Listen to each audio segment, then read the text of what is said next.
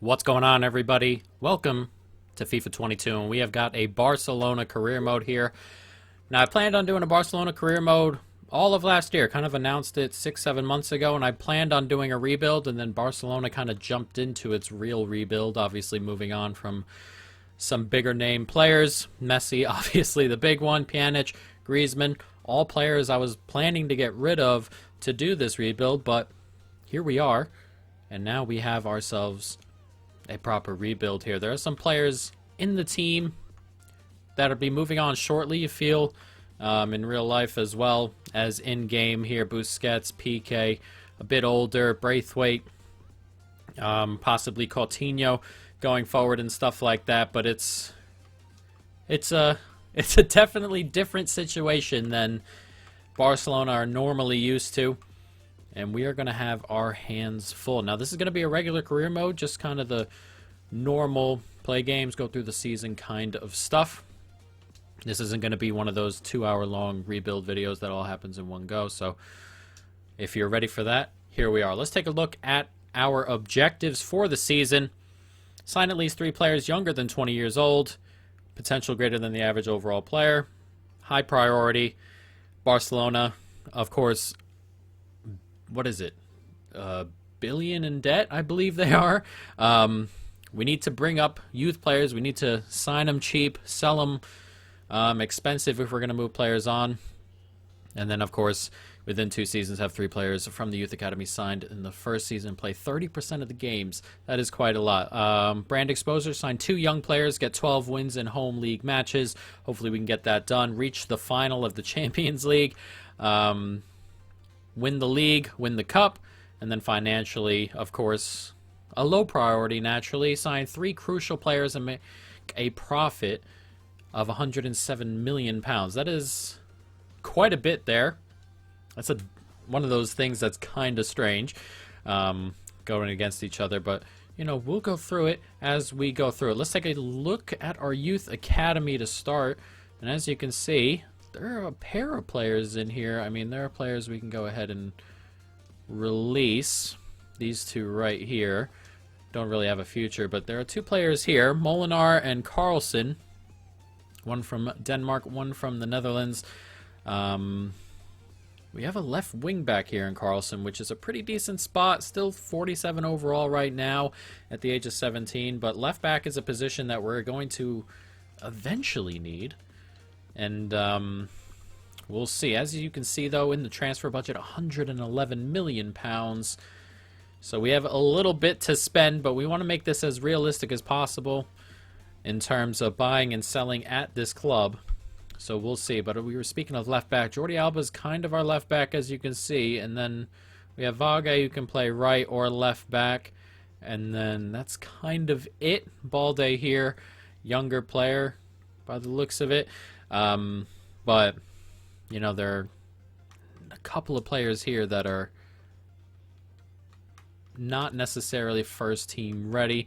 And as you can see, Vague is just going to have to be our fullback for the moment on the left-hand side. We've got Dest, we've got Roberto who can play out on the right. Vague can play on the right or the left. That's just what is going to have to happen. So at the moment, this is kind of our starting 11. Fati, Aguero, Dembele up front, Pedri, De Jong, and Busquets in midfield, and then Alba, PK is a bit slow, but PK, Garcia, and Dest. If I were doing it in just FIFA terms, I'd probably swap PK out, but he is a little bit older now. He'll be kind of moved out slowly. Busquets as well. My long-term plan is to kind of move De Jong back into Busquets' spot and then have another midfielder here.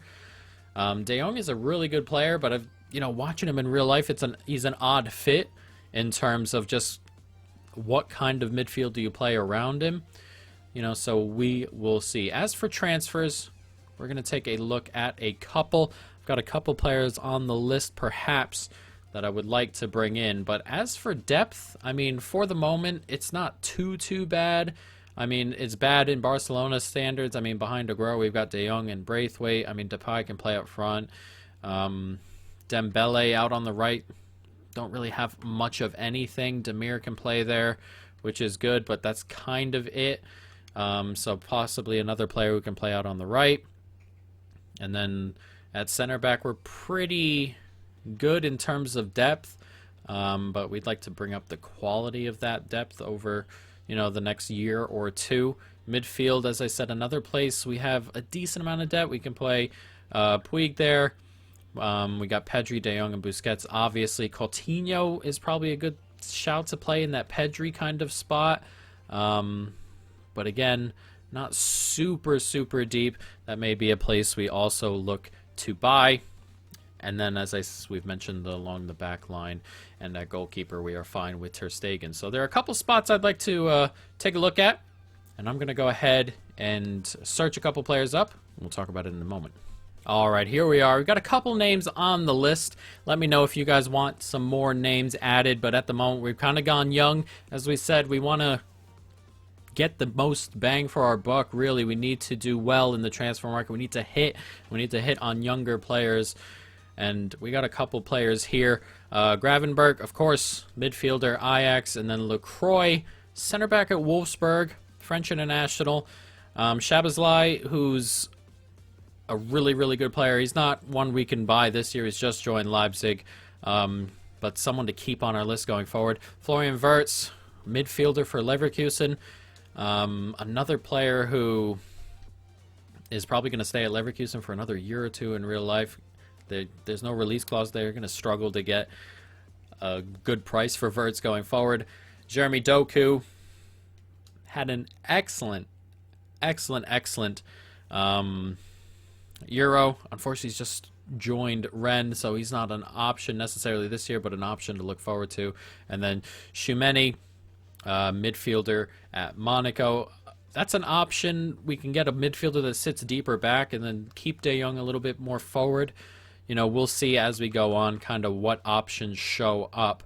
But we're going to need to wait a little bit before we can go ahead and do any of that. So we're going to jump forward a little bit and see if we can go ahead and grab ourselves, some transfer offers, different things of that nature in this offseason here. As Busquets say hi. The future is exciting at the moment. The aura around Barcelona is not very good.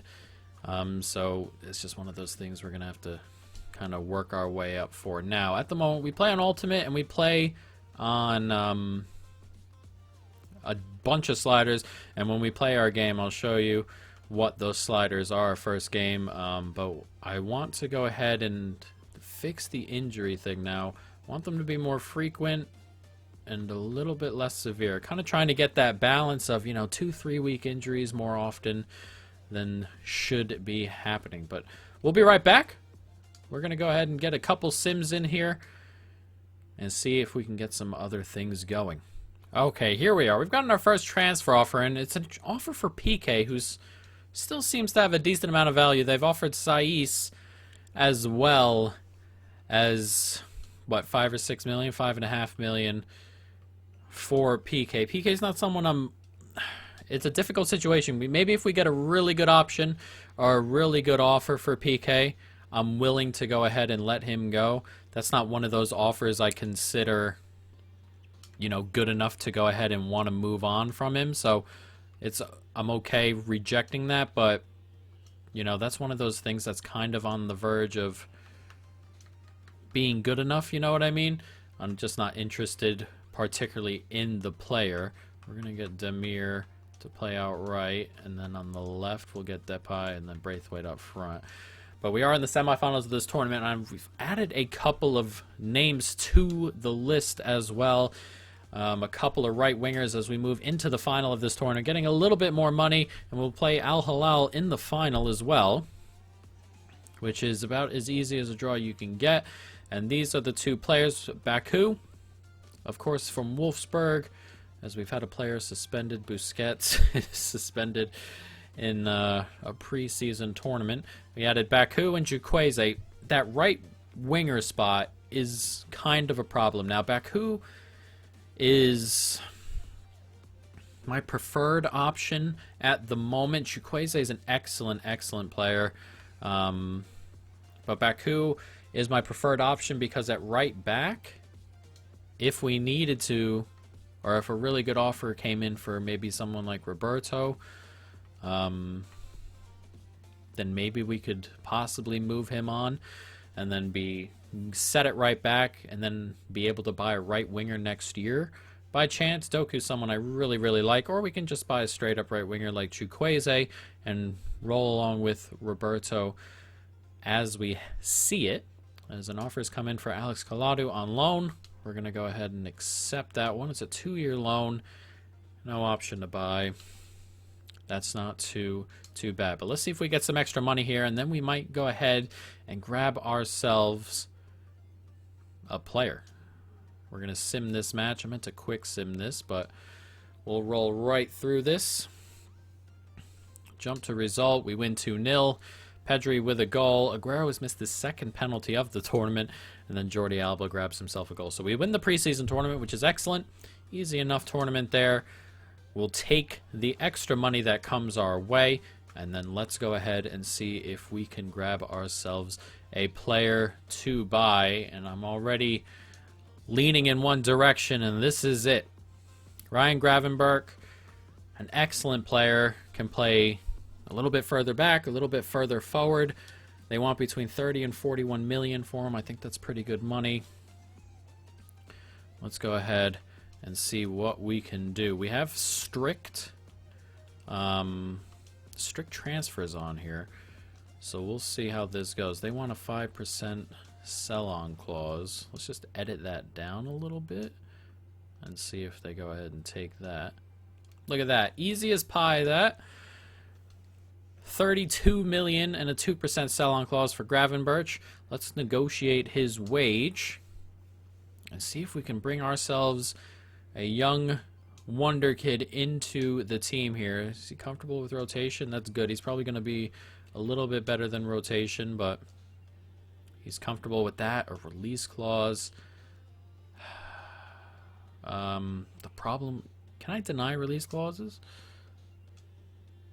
Alright, he's just going to put it into the contract. That's fine. The thing about release clauses, I know in real life in Spain you have to have one. In game you do not. So I'm comfortable with that. 60k a week, 300. Is he comfortable? He's comfortable. It's probably a little bit of an overpay. I didn't want to go ahead and offer the wage too low, just in case we got screwed out of something there. So Ryan Gravenburg into the team here. Where are we going to put him? Onto the bench, ahead of Puig or ahead of De Jong? We'll put him there ahead of De Jong. At the moment, he'll start on the bench, but I have a feeling that with the age of Busquets, the physicals being where they are, I expect De Jong to move back and Gravenburg to move up. And I expect that to be how it goes going into the end of the season. But we've bought our first player in, an excellent, excellent young man. And we are going to go ahead and move a little bit forward here. We still have 88 million in the bank. And as I said, we want to do this a little bit realistic here. So we don't want to go ahead and blast that all on a player just yet. Maybe next year's the time we bring in, you know, some crazy transfers or something like that. Then we can go back to being Barcelona and buying big names perhaps. But at the moment, £1 billion in debt. I don't think we can afford to go ahead and do something like that. We can't oversaturate our squad. And at the moment, we're in a pretty decent spot squad-wise. There are a couple places, a variety of different players can play up front and things like that. So we don't want to go ahead and go too crazy as we jump forward. Our first game, we can go ahead and take a look. It shouldn't be far away. It is Sociedad in the league. And as you can see, we've got our Champions League groups, same one in real life. Bayern Munich, Benfica, and Kiev. And obviously Barca were beaten heavily by Bayern in the first leg. There's a large, significant gap at the moment between Barcelona and the top teams. So it is going to be a bit of a rebuild here. And we are going to go ahead and really push ourselves to get back into that upper echelon of teams. Hopefully we can go ahead and get there. Nico Gonzalez can go out there on loan. And one thing we do have to take a look at is getting our youth scouts in, because we do need to have Youth staff ready and out and about. Let's set up a scouting network for our Spanish man here. We'll do it in Spain. Any player, 9 months. And we can hire a couple more scouts. This one right here, Andres Izquierdo. Where do we move him? Surely we want to try and find our next Messi. We'll do it here in Argentina. And then we'll hire another scout, Joris. And he... where do we want to send him? We'll send him to Africa here. Ghana. At the moment, I feel like their young players are kind of coming through a little bit over there in Ghana, so we shall see. I just noticed the wage budget here is monumental. Gives us another 15 or 16 million there, but we've got our youth scouts out and about.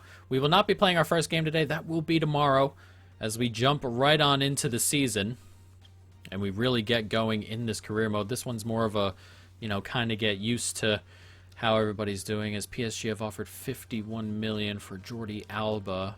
Left back is not a spot I can necessarily afford to get rid of a player and not bring him in. I'm going to go right up to 70 and see what they say. I think I might move him for 70. They're comfortable with 70. I didn't think they'd be comfortable that way. Should have just made him go for the release clause. It's 83. 70 million for Jordi Alba.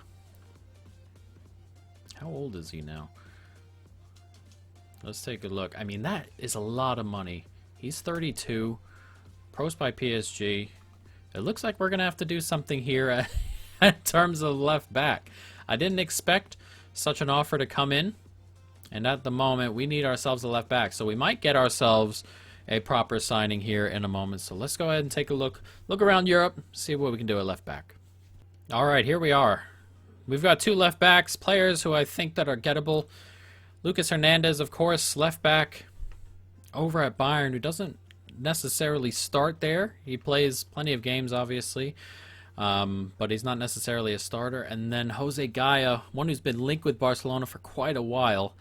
And this is the one we look like we are going to go for. They want between 43 and 57 million. We are not... oh, they're not going to sell him without us hitting the release clause. Oof. Not exactly what I was looking for. We're going to search for one more player.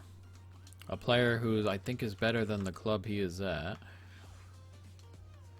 Kieran Tierney. Player who's got plenty of time to grow.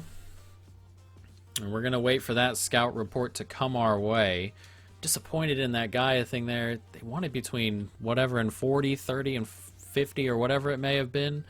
And then they wanted us to pay the release clause all of a sudden, which is kind of annoying. I don't want to move Jordi Alba for someone who's going to be a lot more in terms of price. As you can see, Jordi Alba has been sold. So we got a big name out the door, an older name out the door. We need to get younger, fresher, and less expensive here at Barcelona.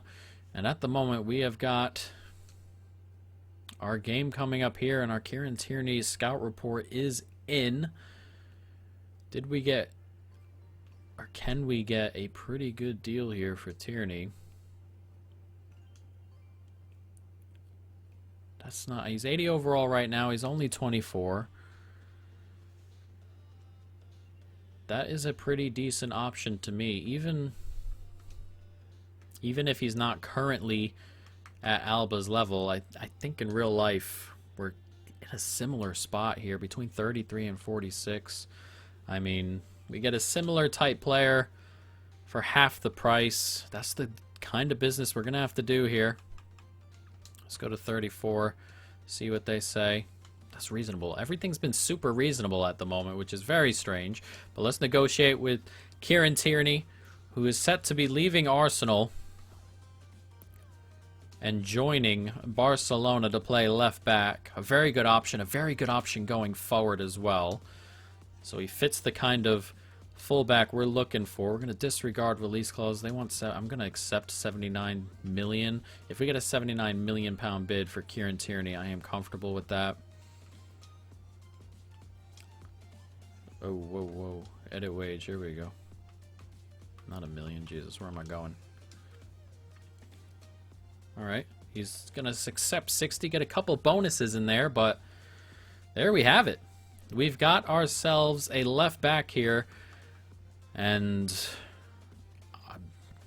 I'm kind of happy with that. I'm happy with the swap. 33 million. We sold Alba for 73. We get 40 million and Tierney for a 32-year-old Jordi Alba. I'm comfortable with that. Let me know how you guys feel about it. But that should be the end of the episode. Next episode, we'll be jumping into our very first game. It'll be against Sociedad, and hopefully we can go ahead and grab a win to start this season. But that is it for now, guys. I hope you've enjoyed it. Stay tuned for more. And peace.